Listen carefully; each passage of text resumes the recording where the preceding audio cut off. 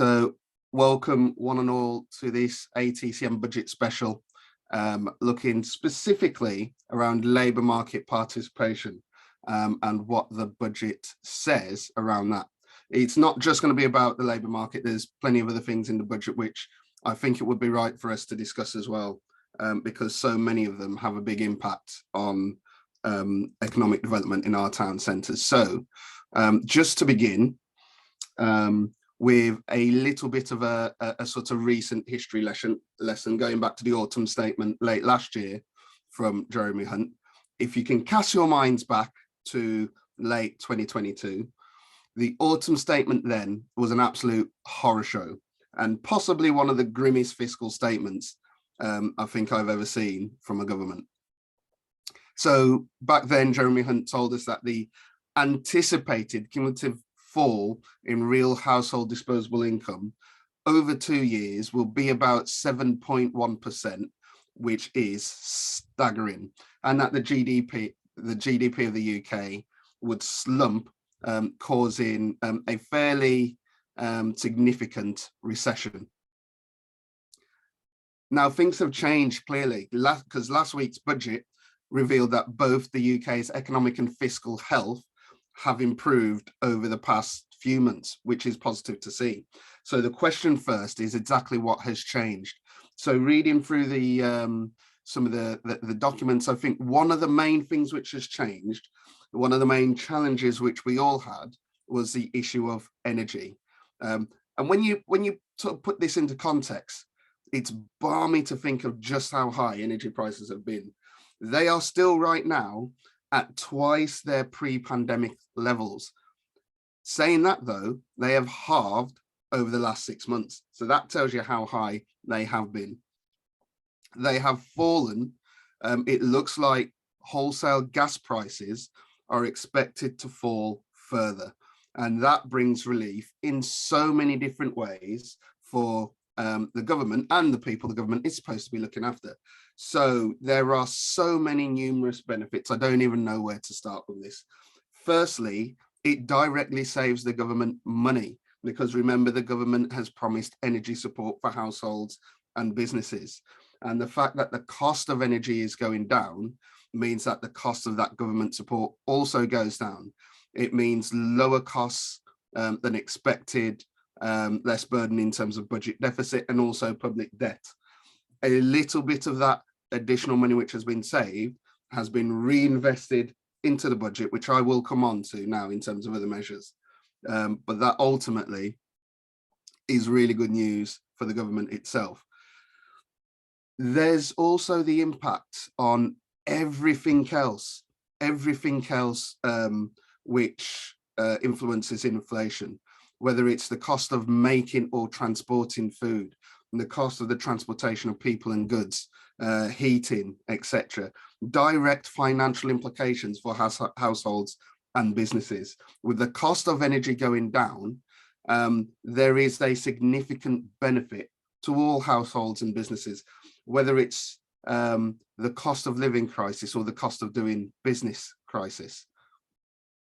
As a result, inflation peaked late last year in 2022, in October 2022, at 11.1%, but is now falling and is expected now to fall all the way to 2.9% at the end of this year, which is good. Some of it is because of those wholesale gas prices falling. Some of the money saved from the government from that fall in wholesale gas prices is being invested into other areas of support, which brings inflation down a little bit further. Another benefit is that the Bank of England is expected to ease off on some of the interest rate hikes. Now, that is really important for a whole other set of issues, including costs around mortgages, rents, etc. I think, no doubt, I'm sure the loss of Silicon Valley Bank also plays a role in this, because I'm told that the loss of that bank was partly down to the steep increase in interest rates. And there's a lot of concern across the banking sector of some of the decisions made by banks during a period of low interest rates, which now means they're getting caught out in terms of their risk portfolio now interest rates are going back up again. And so all of a sudden there's a concern amongst some of the financial institutions that we need to be careful in terms of how quickly we raise interest rates to ensure that we don't have more of the same in terms of the contagion that happened back in 2008. Now, all in all, if we're looking at lower inflation across the piece, and also easing off on the interest rates hikes, it's going to mean stronger real wage growth, a lot stronger than what was expected previously. So that is all fairly positive. The Chancellor revealed that against the odds, despite what was projected back in November, the UK now expects to avoid a technical, and that term is quite deliberate, technical recession, and that real household disposable income will not fall as much as expected. So that was at 7.1% over 2 years. The Prime Minister is a happy man. We are ready for Rishi. So it's good times. Or is it? Because there is what the Chancellor says, and I say this every year, there's what the Chancellor says at the dispatch box, and it's always rosy, it's always signs that the government's doing well and on the right track. And then you read the accompanying report from the Office for Budget Responsibility, and it gives you a fairer reflection of what's really happening. Yes, OBR agrees the UK economy is looking a little bit brighter than it did late last year, but it's not by much. And if anything, if you take this particular budget on its own, it's probably one of the worst still I think I've ever seen in terms of the economic prospects for the UK economy. The economy is still expected to shrink this quarter, 0.4% this quarter, flatlined during the second quarter. And if you remember correctly, that's on the back of it flatlining in the fourth quarter last year and shrinking in the third quarter last year. So that's the quarter before that. The reason why the UK avoids a technical recession is because a technical recession is when your economy shrinks 2 quarters in a row. And that's 2 quarters consecutively. What effectively we have had for the UK is we're looking at 4 quarters where it's shrinkage, then flatlining, then shrinkage, then flatlining. So the economy is still shrinking. We've avoided a quote unquote technical recession, but the economy is still in a world of pain. Real household disposable income is expected to fall by just 5.7% over the next 2 years, this year and next year. That is still massive, and it is still the largest 2-year fall since records began. So yes, it's better than what was projected at the end of the last year, but it's not by much. Consumption is expected to fall by 0.8% this year, and hopefully rise up to about 1.7% for next year. There's still a lot of concerns about how households are really hurting. I think this comes from the Resolution Foundation saying that the stall in wage growth since 2008 has cost households £11,000 a year. I don't know how they've calculated that. That seems like quite a lot, but they're calculating it as a cost to each and every household at an average of £11,000 a year due to stalling wage growth. One of the biggest problems we have in terms of our economic challenges is labour market participation. There just aren't enough people working. And the total labour force is said to be down around 520,000 than was expected prior to the pandemic. So I'm guessing that might even include, that's 520,000 on top of the disruption we would have had to EU workers following Brexit. The UK is suffering from all sorts of problems when it comes to our labour market. There are things which everybody else in the developed world is struggling with. An ageing population, for example, all the strife that causes. If you've been following the news in France, the government has narrowly survived a vote of no confidence because it wants to raise the pension age. It sounds like, as is what the French like to do, it is going to kick off because they are not happy at the raising of the pension age. But France is struggling with an ageing population like we are. Ill health, so long COVID especially, has been a problem, but it's not just long COVID. There's also extremely long waiting lists for the NHS, which causes a huge problem for those over 50, which is what's referenced in this news story here. The disruption in terms of the supply of EU workers as well, I've just realised. Childcare costs are significant in, to a certain extent across the UK, but particularly in England, where it is a devolved issue and it has been particularly challenging. And also, of course, wide-scale industrial action.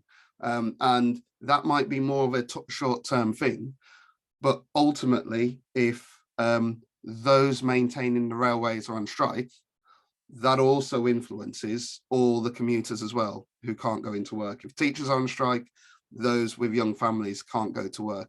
So that's significant disruption. Given the budget and some of the other things that are happening, can we now ask the question of whether the government is finally getting to grips with just how serious these labour market challenges are? And we have talked about these challenges a few months ago because they are serious. It looks like we might be seeing some actual coordinated action from the government, excuse me, to get these problems sorted. So one of the big announcements in the budget is the expansion of free childcare for eligible working parents of children aged 9 months to 3 years. So that already exists for children 3 years old and above, but now it looks like an expansion. That's going to be phased in from April 2024. I think there's some concern around childcare providers that they're not going to get enough support through the money the government's putting forward, and that it's being phased in quite late, but ultimately there are people that say this will be beneficial when it does come in. I think something which has been talked about quite a bit is the reform to tax on pensions. So to attract over 50s back into the workforce, the lifetime allowance charge is going to be abolished from April 2024. And the annual allowance will be raised to £60,000 a year. I think at the moment it's £40,000, but don't quote me on that. And one of the specific groups being targeted in this are NHS clinicians who the government wants to bring back into work to get them to help tackle the waiting list in the NHS. So not only are you looking at bringing a small group directly into work, but by getting that group back, there is the hope that there is the indirect implication of more people eventually being able to re-enter the workforce. Now, there may be an argument that actually changing the whole pension tax system just for something targeted for NHS, retired NHS clinicians is like a sledgehammer to crack a nut. You guys can have that conversation. I will try to be impartial. These budget measures should add, according to the OBR, around 110,000 people to the workforce. There's also expected to be a boost to the workforce as well from higher than expected migration.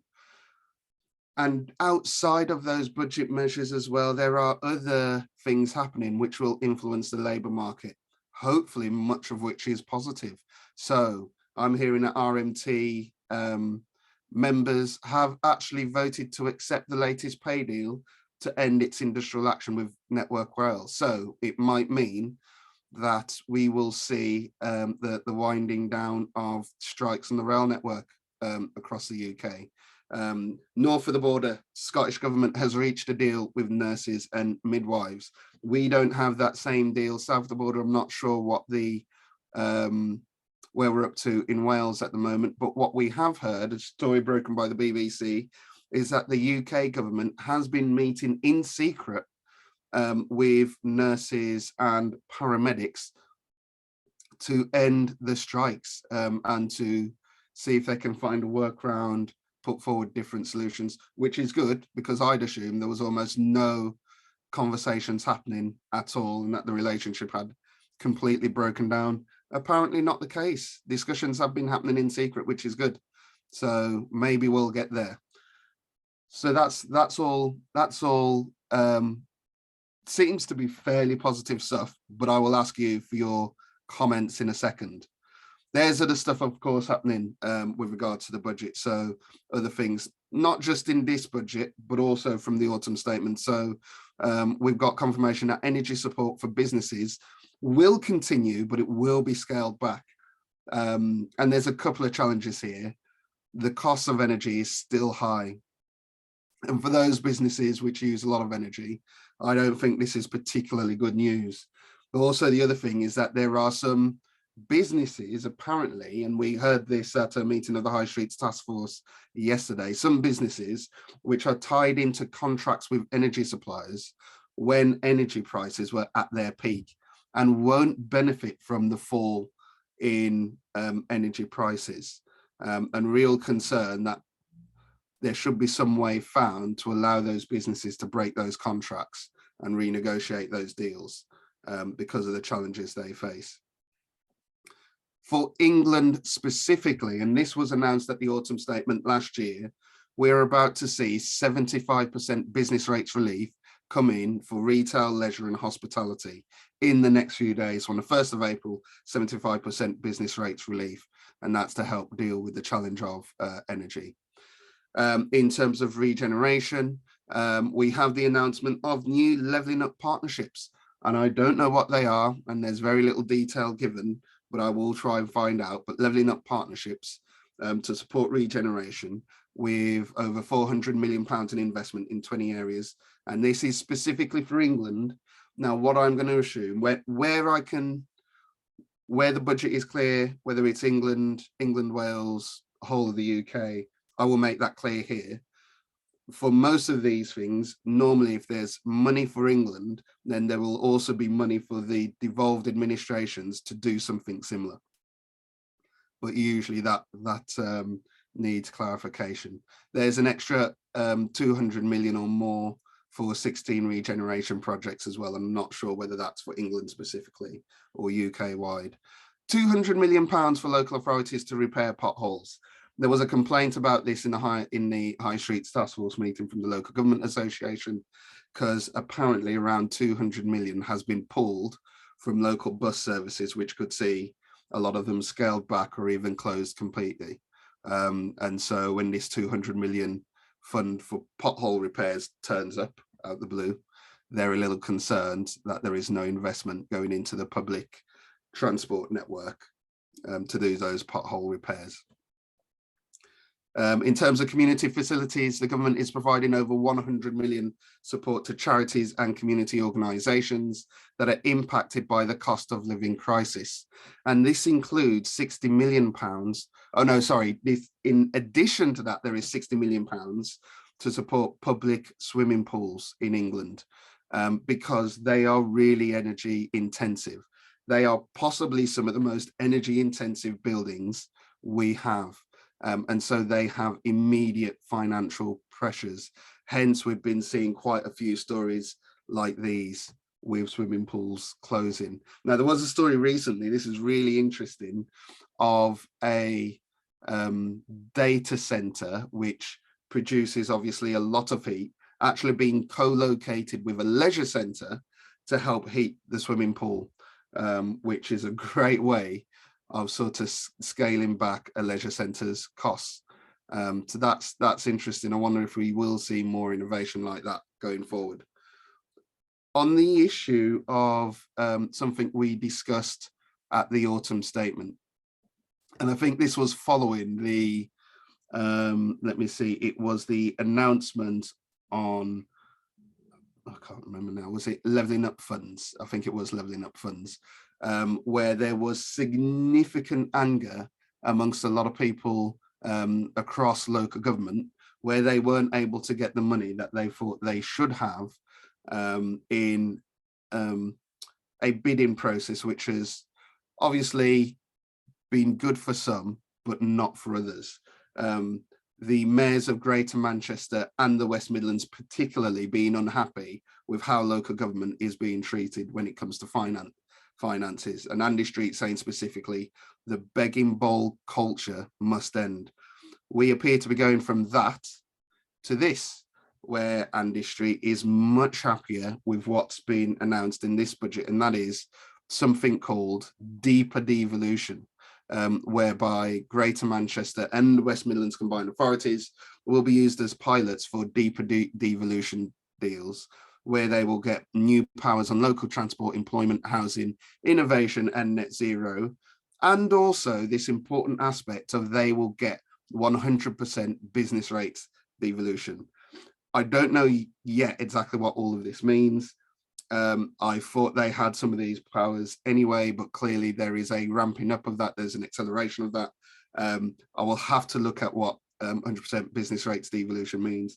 And ultimately, I would not be surprised if other areas eventually will get the same as well. So this is worth keeping an eye on in terms of what this means with regards to our structure of local government and local government finance. Also as well, it looks like it might be the end of the road for LEPs. Not certain, not confirmed, but that is the expectation. The government intends for the functions of LEPs to be delivered by local government from April 2024. And what's going to happen is the Levelling Up Department and the Department for Business will consult on these proposals before confirming a decision. So this is another major change in terms of the economic development landscape, along with that deeper devolution deal. So again, it is worth paying attention to this. So for today, what I want to do, it'd be good for us to discuss how you guys feel about the budget, what challenges you have specifically in terms of the labour market in your areas, how your businesses are coping with vacancies, etc. If there's more that can be done specifically around town centre related sectors. What things you think ATCM should be lobbying on. We've already identified key issues, specifically around local government finance, which impacts both local authorities and bids. Obviously business rates as well, which is part of the same package, because that is part of local government finance. But is there more following the budget you think we should be looking at? And also, what else outside of that do you think we should consider? So I'm going to open this up to the group, and I'm going to ask people for your perspectives on everything. Actually, I don't know, Simon, if I can come to you first, because I know you've worked, you've done some great work on the London LEP. How do you feel about the process of the change in LEPs? What comes next? Whether this is good or bad for economic development in the, I guess this is specifically across England. Well, who the bloody hell knows would be my simple summary. Yeah, I mean, the London LEP has now been collapsed into a partnership board. So all the functions of the LEP are now sort of done by a different body, but, you know, and I think we were slightly surprised that government dished out half a year's worth of money for the following period. It seems to be slightly unclear how long that is, but it would not roughly would normally be circa £500,000, and it was 250 million. So it was a surprise nomination. It was a surprise gift of funds, but it was half that you would expect for a whole new. So it's still very unclear how that all plays out. But I think London's just decided the writing's on the wall for LEPs, so we'll migrate to something new, and the functions will all become part of this new body. And I think, I don't know. I mean, interesting conversations in and around that, around whether or not, I think we sort of had this a bit, that although this government sort of introduced LEPs because of under the coalition, and now have sort of abolished them, so they've come, you know, been and gone in a way under the same kind of stewardship, although they would argue coalition and Tories are different. But I think there's a sort, I think they're a bit agnostic. So I could see things like these sort of new town centre partnerships that are being talked about bubbling up, sort of taking a kind of mini LEP form. Don't know if any of that is helpful, but those are my thoughts. And the other confession is an embarrassing one, that I'd missed this point about the 75% relief for certain business rates relief for certain businesses in the budget. So, and that will have an impact, because we tend to try and follow what national policy is. So that could have an impact on us. And I don't know if it will for anybody else, but that's another interesting find for me from this morning. Yeah, well, honestly, you're not the only one. So there seemed to be relatively little fanfare about the 75% rates relief from the November autumn statement. I was speaking to two people that both run fairly decent sized bids in the UK last week. They didn't know either. Surprise to them. So I just wonder if how many other people didn't know about the business rates relief. Diana Fawcett, same thing. She didn't realise this rate relief is coming in yet. Coming in 1st of April. Yeah, Jill as well. Yes, it is, and for some bids as well, just concerned about whether there is then that pressure if businesses see themselves as getting a discount from business rates, like Simon says, is that pressure then for bids to be able to try and follow suit? And given the financial situation for some bids with the revaluation coming, I'm not sure that's necessarily feasible for many bids. So that is a real challenge. That is important to bear in mind. And yeah, Simon, going back on the issue of LEPs as well, it is, I do find it weird, because am I right in thinking that LEPs were there to replace that sort of regional function that were given by the RDAs? And you know, there's like, if you had sort of development agencies for the regions coming in following LEPs, then you could see them sort of sweeping up the, sorry, I'm being facetious, but you know, there is an element of this is all just kind of cyclical, and the functions are just being moved around different people, but there is still the need for regional development things of some description, and they're just trying to find, you know, more efficient, cheaper, more business engaged, or various different pushes to achieve the functions that we probably do still need. Yeah, interesting. Mark in Leeds, can I bring you in? Thoughts on the budget, and also do you speak to your businesses about some of the challenges they might have in terms of recruitment and vacancies at the moment? Yeah, I think the headlines when you speak to businesses here is still energy prices, very much. And then there's a general thing about recruitment and increases in minimum wage that impacts on the bottom line as well. But then locally here in Leeds, there's a lot of noise around transport, roadworks, disruption, and very recently bus service cuts, which you alluded to.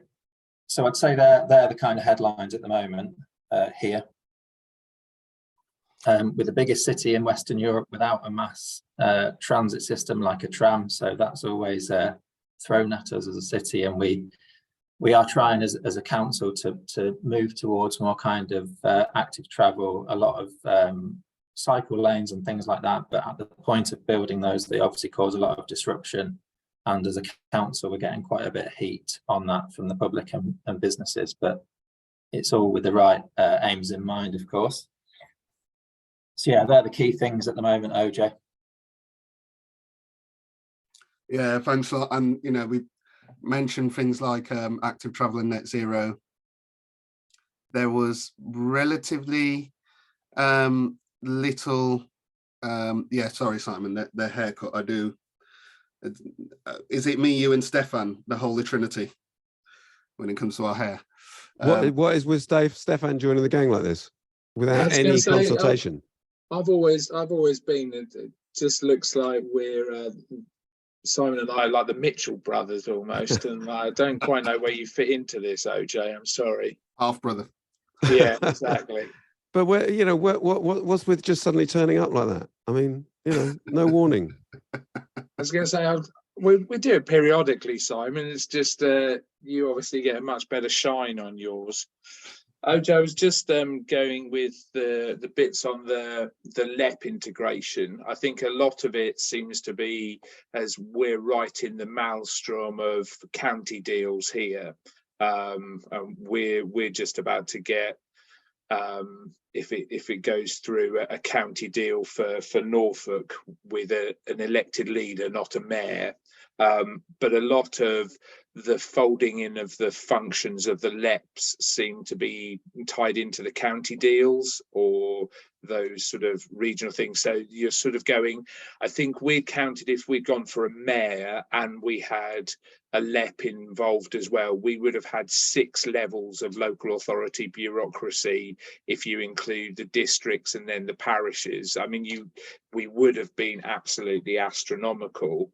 And that's where I think there's probably an appetite to try and remove some of that duplication of function.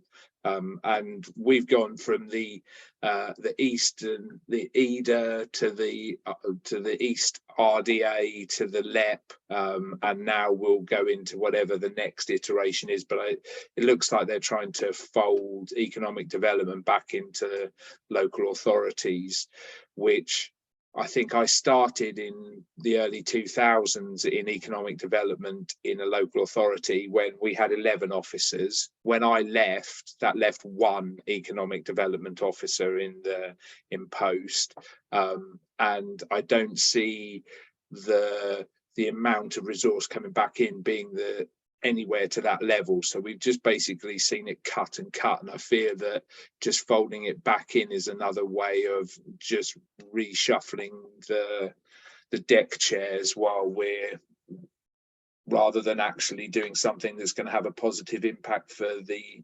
economies of the cities. Yes, and that's a really good point, is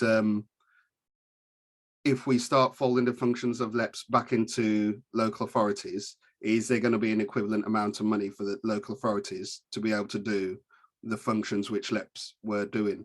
Because we have seen continual cuts, or is it a way of just, again, shaving a bit of money off, saving a bit more money? And that is a challenge. There is, I have heard someone suggest that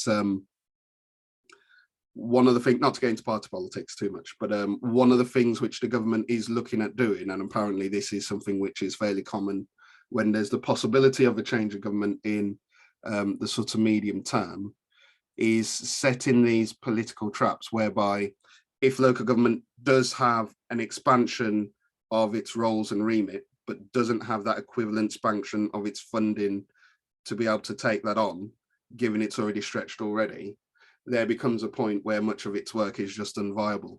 And with there being so much in this budget, which is actually phased to come in from 2024, which the government has to pay for, it then creates a really difficult challenge for any new government coming in, because it's got something critical like local government, which is unviable, while more money is being spent on other things elsewhere. And it's going to have to cut other areas in order just to fund local government. So that's the sort of political trap which you can set. So it'll be interesting to see. I think from 2024 there are further deep cuts coming into local government as things stand, which I think were announced in the autumn statement as well, with relatively little fanfare. I think there's also, OJ, with the LEPs don't technically have to fold because they are limited companies. So a lot of them were formed, and I don't know whether Simon's was in London, whether it was a board or was set up as a formal company. But actually, even though it might not get funding from central government, if it has drawn down different funding sources, it could technically maintain itself and still be in existence, which would be a slightly odd situation where it has legacy projects, independent funding, and is still in situ, even though government said that it's to be folded back into other function.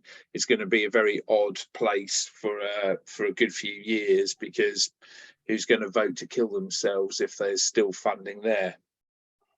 Yeah, absolutely. Sally, can I bring you in for your thoughts on LEPs and all of the things as well? Yeah, I mean, I'm a bit long in the tooth. So I think I started in 1993 in economic development, and, a lot of the things that are happening is sort of, say, coming full circle again. So, obviously big changes. We've had the demise of the techs, and then, of course, the the RDAs came into play, and then the RDAs go, and here we are with LEPs, and now LEPs potentially going to go. And with councils, I also worked for a council for a while. It's the economic development teams and not a statutory service, so they go up and down like a fiddler's elbow, as my mum would say. They'll sort of build them up, then knock them down, build them up, and I've been a part of that during the past. So it fills me with dread, actually, to think that from an economic development perspective, that it's now suddenly going to go into the council, or councils should, they probably will try to redeploy existing staff in a lot of roles, move them around. I'm just not sure. As I say, I started with the Training and Enterprise Council, so a separate body dealing with economic development. I've worked for a council in their economic growth team, and I've seen it over the years. I'm not sure it's necessarily the right thing to do, but change is good as a rest. Who knows? I'm keeping an open mind on that. So that's that. I don't know if you wanted any thoughts on anything else, really, or if there's anything you want to bring up, go for it. Yeah, I think the other thing is with what Simon was saying with regards to the levelling up funds. So certainly in Basset Law, which is the area that our bid covers, they've got just under 18 million, but then topped it up to 20 million. There has been a partnership formed already, which I am part of. Very new, we've only had one meeting so far, but it was interesting when Simon said maybe, as I say, LEPs will all go into local authority, or go through these sort of town partnerships, if you like. So, really quite interested to see how that develops. And again, what can I say about sort of the challenges with recruitment? I think that's universal, isn't it? It's the same to wherever you are, whichever area you're in. I think we're all going to be challenged. We are challenged with a sort of lack of available employees, etc. So we run a skills board in Basset Law. So we work very closely with the partners to sort of keep abreast of what's happening. And one thing that's sort of come out of it, Basset Law is very different to a city centre. So obviously culturally, there's been, very, very little as far as, Basset Law's been out there, if you like. Now it's really quite interesting because we've got a conurbation of Japanese people that have moved in. So, we're working with the council. It's quite unusual in Basset Law. It's sleepy, former mining area, very traditional. And we have got events that have been going on in the town centres for Japanese days, etc. So it's quite fascinating, really, how things are changing and how we can sort of work with all of this, and potentially another lead into the workforce, etc. So all good. I think that was it that I was going to talk about. Oh, finally, sorry, one final thing. You've given me a platform now, haven't you? I'll stop in a minute. I think it's with regards to bid levy. So clearly through the pandemic, it was a dilemma for everybody what to do about sort of levy rates. That's what, do we discount, do we not? We stood firm as a bid, and we watched, because our levy goes out 1st September, our levy bills, as opposed to April, where a lot go out. And we saw with the pandemic, the people that give the discounts or whatever, they were only collecting 60-65% levy. Now we stood firm. We offered support where we could. We offered split payment, but we stood firm. And we had a 99.86% levy collection rate. The following year we had 99, just under 99, and we're on track for the same again. So whilst the you know, we're seeing a 75% potential with the business rates relief, we will definitely be standing firm. You know, I think this is obviously very targeted to retail, hospitality, and it's to do with energy, as you said, OJ. So I think, you know, bids, we are separate. We have to remember that the rateable value is at a benchmark that bids use. We are private companies, but, you know, we aren't sort of tied to that we have to do that. So I think, you know, the level of support, if we start giving discounts, will drop. So I think it's a fine balance really, but we'll be standing firm. Yeah, I'd agree with that, and especially for bids who aren't big bids, I don't think it's worth cutting into what you can resource in that way, because the worst thing you can do is not to be able to deliver tangible support when those businesses need it. Absolutely right. And a lot of the bids are going to be struggling with regards to the rateable value changes in any case. I mean, we're not, as it happens, we're going up substantially because we're an area-wide bid. So we're gaining on industrials, but for the town centre bids, you know, the smaller ones, then, you know, some of them are, sorry, like it's energy saving, you see. You know, they've got to sort of cut the cloth accordingly. So that would be another dimension to it, wouldn't it? If they start offering discounts, you know, based on the 75% reduction. No, agreed. So, I mean, there's so much in there that does need to be picked up. So, and we discussed this partly at a board and advisory council meeting right after the conference in London. We met on the 1st of March to discuss issues around local government finance, business rates, and the sort of evolution of town centre partnerships. And it's something we are going to have to take a closer look at, because our concern is that the current system isn't necessarily sustainable for all sorts of reasons. Business rates doesn't work for businesses, and it doesn't work for all those bodies which depend on the income which business rates delivers. That includes local authorities and it includes bids as well. And my comment to the High Streets Task Force yesterday is that the fact the UK government for England is providing 75% rates relief alongside all the rates relief on business rates it's already given throughout the pandemic is a sign that the tax just isn't flexible. It is entirely inflexible, and so any sort of economic shock and the system just doesn't work. It doesn't respond in a healthy way, and so that's why you need those massive reliefs to come in. So it is like I say, it's probably one of the top points we need to look at going forward with regards to lobbying when we come into the next sort of general election, to provide something which is a little bit more certain for all the bodies involved.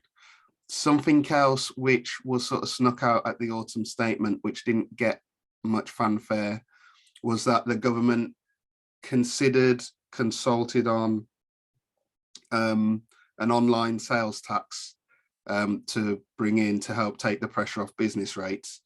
And at the autumn statement, it announced that it's too complicated, we're not going to do it, and dropped it, basically. So again, relatively little fanfare for that, but it is something which is quite significant. So yes, Sally, absolutely, it is true. And I think following our board and advisory council meeting recently, I think the board and the advisory council will need to get our heads together again fairly soon to continue the conversation specifically about business rates reform, which we never really got a chance to complete. But it's such an important one. And I think for us, there is probably a route forward, something I know Simon's banged the drum on for years now. For me, is probably a mix of land value tax, which is on the property owner, the landowner, and an online sales tax, which probably gives us both the stability and changes the local tax framework in a way which would be entirely beneficial, because it would bring a lot of absentee landlords out of the shadows as well. So something we should consider and put some proposals forward on. Can I just clarify on that, OJ? I think that's right. My suggestion would always be, let's avoid using the term land value tax. I just think if you think about the problems Ed Miliband got into with Mylene Klass at one election, probably 2015, I think you just bring out of the woodwork a lot of kind of whereas if you talk about flipping the liability of business rates from occupiers to owners, you scare both wealthy landowners less, but you also, in a sense, scare Treasury less, because I think they can see a route there to say, well, actually, because the beauty of business rates is it's such an easy tax, and someone else collects it, and it's pretty static in size, and you don't have to worry about it. So you fiddle with it at your peril when you've got so many other things to worry with. Whereas if you just flip the liability, you force proper update and use of the land registry, which is a good thing. But other than that, you probably don't disturb the intake, whilst quietly land value tax starts to become more of an interesting idea. And you also bring the landlords into the conversation, as you say. Yeah, absolutely. Absolutely. I agree. And Laura, I've seen your comment. Are you well enough to come in and discuss a little bit more, or? Hello, yeah, well, let's try, see if we can make it through. Yeah, go. Yeah, so with the online sales tax, my brain's still a bit rusty after mat leave and exactly the ins and outs of it. But basically, I think the government were just far too late to the party when it came to discussing an online sales tax. If a decade ago, 15 years ago, it was something they wanted to introduce as a way of replacing business rates, then I think that would have been something that a lot of people, especially booksellers, would have been far more amenable to. I think they've left it so long that even small businesses now have some form of online sales, many of them. And the way it was being touted in the consultation was that online sales tax wasn't going to be a straight up replacement of business rates. It would be a case of there would still be the traditional business rate system plus an online sales tax. So you would have all these small businesses still paying some form of the normal business rates and then paying an extra tax on top of it for their online sales. And then for businesses that operate some bricks and mortar, some online, there's lots of questions about what would actually be the definition of an online sale. If you went into a bricks and mortar shop to purchase something, but they didn't have it in stock at that location, and then the member of staff helped you order it from the website, would that be a bricks and mortar sale, an online sale? So I think just the way it would work would take a hell of a lot of thought and resource to try and pull it together. I think the whole business tax system in general, not just business rates, needs looking at to make it more equitable for smaller businesses, those operating on high streets, especially compared to multinationals. But I think that's going to require a much more joined up international approach, which doesn't seem to be happening anytime soon. Not that it's going to stop us banging on about it constantly, right enough, but we're being realistic. Regarding the budget, I think OJ and the High Street Task Force meeting yesterday, the general consensus was that there was nothing for anyone to get excited about, really. I was saying that at the Booksellers Association, when the trade press came to us for comment after the budget last week, we were sitting scratching our heads thinking, what are we going to say? Because normally there's at least something that we can put out as a comment to the press, but there really it was so thin in the ground that trying to come up with even just quite a generic comment was quite tricky, because there was very little for retail or the high street more generally within the budget. And I don't know if it's just the case that the Conservatives have been in power for so long, they are just out of ideas. That's generally the feeling that we are getting when even just talking to ministers, there doesn't seem to be much energy, even for ones that are relatively new in the job after however many reshuffles we're at now. You would think some of them would be thinking, all right, we've still got 18 months or whatever to make a bit of a mark. Let's try and get something through. So if it's some sort of legacy, even if Labour do end up winning at the next election, but there just seems to be none of that. And I think just people are sort of trudging their way through until whenever the next election is called, which is we're all kind of just stuck in purgatory at the moment. It's kind of what it feels like. But saying that, we are still ploughing on, trying to engage and trying to put forward some new ideas. I think we have been engaging a lot more with the Labour Party. I think for the past 8 years or so, we're all a bit out of practice with doing that, just with how the general state of the Labour Party, I think, in the polls and the election cycle. Smaller trade associations don't have the resource normally to spread ourselves across the entire political spectrum, but we're now having to I hear you on that. think of ways of engaging with the current government, but also thinking realistically what is going to happen at the next election. So there was a consultation, or a couple of consultations the Labour Party had that closed last week on shaping their next manifesto. And they are crying out really for policy ideas at the minute, and do seem to be open to listening to anyone and anything, just to try and get a bit of a view on what business wants, which is quite positive from our perspective. So we have been engaging with the policy team at the Labour Party to make the case for high street businesses and retail. We're going to continue to do that, as well as our normal ministerial and civil servant meetings. But yeah, apart from that, I've not really got anything specific to say on the budget, because there was nothing specific for us. That's it's still really helpful though. All of those comments are helpful. So just for the benefit of everybody on the call, because I know it's been a while since you've been involved in one of these meetings because you're returning from maternity leave, so welcome back.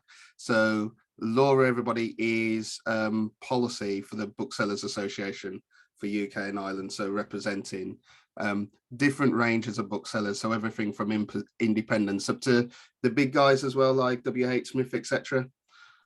WH Smith, Waterstones, Blackwells, we've got everyone so but great, Amazon, basically. Yeah, great trade association, actually. They do a little really good work with a great sector. And I know, Simon, you're going to drop off in a second. So Laura, I'm going to come to your point on rates first, because I think this is important. Simon's part of our advisory council, as is Stefan. So this is something we will need to consider. Sally's sitting on the group with us as well as she's just joined the board. So I agree with that challenge of, we've waited so long to do anything on an online sales tax that now actually some of the biggest bodies against an online sales tax are those retailers that would have been crying out for it years ago, because they were absolutely screaming for some form of level playing field. But I think it became a case of, if you can't beat them, join them. And now so many retailers have that sort of dual route to market, both high street presence and online presence. And so the introduction of an online sales tax, whilst maintaining a business rate system, is effectively for them going to be a double form of double taxation. That can't happen. And I think ATCM would be against that. You can't have an online sales tax and business rates as it is. You also can't have an online sales tax, I think, just completely replacing the business rate system, because ultimately business rates is on all non-domestic property. There are so many non-domestic properties in which sales is not directly attributed to any particular property. I think an online sales tax will only be about retail. So all of a sudden, you almost shrink the liability to a much smaller group, who then have to pay much more in order to make up the rest. For me, I think the way it's got to be done is it's got to be a reduced property tax and then some form of online sales tax. So you get the same amount at the end of the day, but that liability is shared evenly across both. And the hope is what you do is that those who are high street only pay a bit less, those who are online only contribute something, and those which are both shouldn't have much of an impact at all because it's net neutral. That's the way I'd see it working. And for the business rates element, I think it should be on property rather than the business occupier, because if it's on property, it then also solves so many other issues we have around the challenges around being able to identify landlords, because we need them at the table when it comes to regeneration. So for me, it's some form of property owner tax, which is a lot smaller than what we collect in business rates at the moment, and online sales tax, which wouldn't completely replace business rates. It would again be a fairly mild tax, and then you have the two together. So that's what I'm thinking as a potential option, and to see if there's any way we can work around it so we get away from the issue of double taxation for retailers, because that for me is the scariest thing. So that's something we need to consider. And I think, Laura, one of the things me and Stefan had discussed actually is possibly getting you on the advisory council as well. So I think that was just before you went on maternity leave. So it might be something which we'll look at. Thanks a lot, Simon. So it might be something. Thanks, Stefan. So it might be something we think about, because we do want to work through these issues, and it'd be good to have you as part of the group. I think that's it. Everybody's got to dive off. Sally, I don't know if you want to come back on any of the things we've discussed as well, because I know you've always been really engaged in the policy side. Are you talking about me? Yes. Yeah. Sorry, I've supposedly been on holiday for a week, but I spent all of it in bed, so I'm struggling like Laura. That's why I've got my camera off. I look absolutely appalling, and I constantly coughing. Yeah, I've just put something in the comment there on the lobbying. I think I just applaud you, OJ. I just think maybe we should be voting for you for Prime Minister, because this we hear so many times, don't we, that the government have popped something in the too difficult box. I mean, you've just said that about the sales tax. I know we won't deal with that because it's a bit too difficult, and yet you've just come up with a plan that's perfectly feasible. It just needs someone to put it into action, and it's just really disappointing that the government haven't spent any time, thinking about this, because it's the single biggest subject that faces business, not just the high street. So I think it would be great if you could pursue that. And the other thing I put in the comments, I agree with you. It's energy bills and business rates and recruitment that are the three things that are not going away, that are issues. But I do think this business is for one size fits all funding. It didn't surprise me when it came up in the national news about Plymouth doing something quite extraordinary, cutting all those trees down. And the reason they did it was because they had a regeneration plan, which they needed to implement in order to access some millions from the government. Whereas if the government had made money available for regional and local things that people know they need, then we wouldn't be having this sort of mad scrabbling. As I say, my own local authority is doing the same thing, delivering 3 projects which are not supported locally. The Plymouth one had 75% people not supporting it. So I think it's just really worrying that around the country we have local authorities delivering projects which are not supported, but they are ruthlessly going through with it in order to gain access to the money. And as I sort of said publicly in my own area, it's money spent on stuff that you don't want is not it's not money worth having. We could spend several million building an abattoir in the middle of our town centre, but that wouldn't necessarily help it, and that's not a reason to go after those several million. So I just think personally I need that message to get across to government. Yes, we need money, but please trust the locals to know what we need it for, and we need to stop funding consultants in the way that we are. A lot of the funding goes to consultants who come up with madcap schemes that are not what people need. Anyway, I need to cough, so I'll shut up now. No, that's a great contribution. Thanks a lot for that, Sally. And I totally agree. And I hadn't even really respected that.